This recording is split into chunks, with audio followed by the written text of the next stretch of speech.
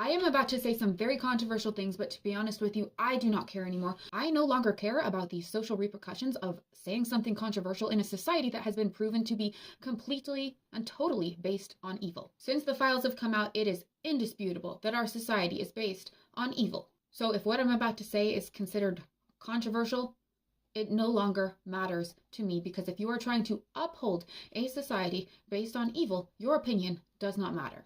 I have been talking about matriarchy, and matriarchy, in essence, is about putting women in most of the positions of power.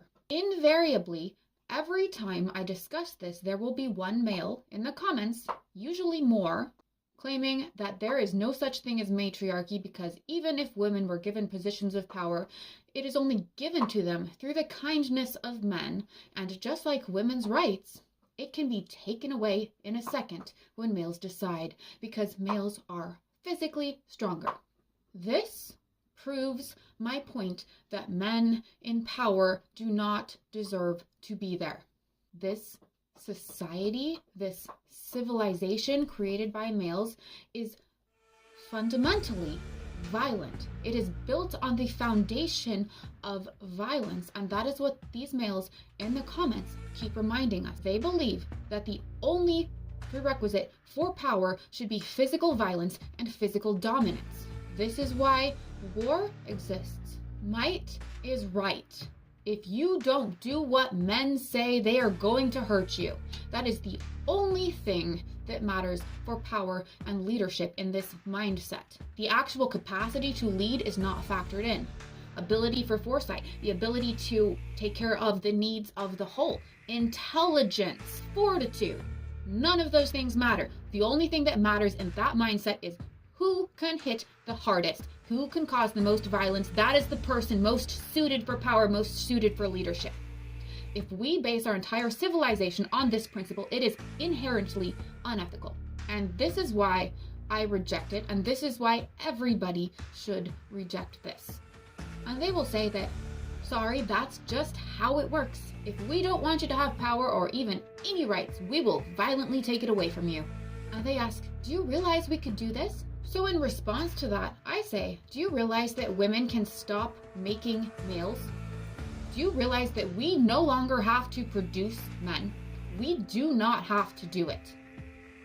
So if you want to threaten violence, if you want to threaten us, threaten to take away our rights and prevent us from having positions of power with violence, you realize we can respond by no longer producing men. We do not have to produce men. When men hear that idea, they scoff, they laugh, or they call it unethical, as if the violence underlying our civilization is not unethical.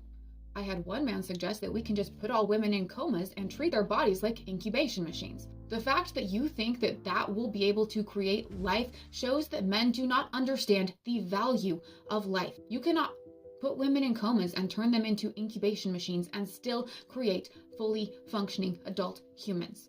9 months in the womb is required to make a human life. Do you know what comes out of the womb after 9 months? It is not a fully grown adult male. It is a helpless infant. Humans are completely helpless when they are born. They need everything to be done for it. It needs years of nurturing, constant vigilance, and care. Usurp our bodies to make a baby. What are you going to do once the baby's born? What are you going to do?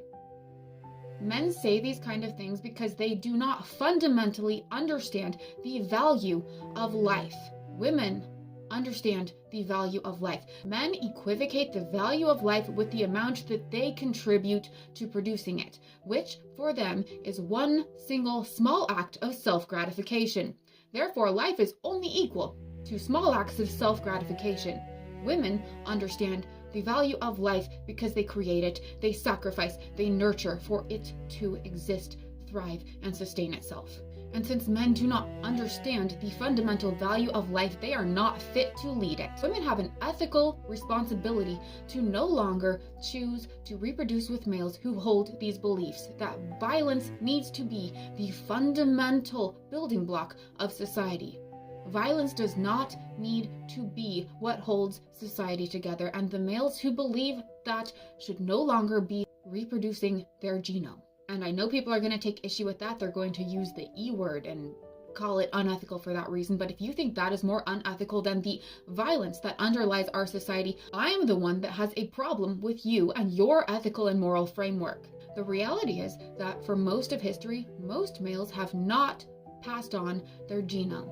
For the past several thousand years, you know which males mostly passed along their genome? Warlords. Males who were most successful at violence and war hoarded females as a resource and used them to pass on their genome more than the rest of the population. And you know what a warlord is? Psychopathic. We have created a psychopathic population because of this way of functioning, because our society functions on violence, and it is our responsibility as women to correct this by selecting for men who only have pro-social traits. This needs to be corrected. When men say that women should not have any positions of power, that matriarchy is only upheld through male violence, or that women's rights can be taken away in just a second through more male violence, our response needs to be, okay, then we will stop making men, and if you will not allow us to not make men, we will stop making any babies. As the very brave women of Korea have said, I will not give birth to the world that oppresses me.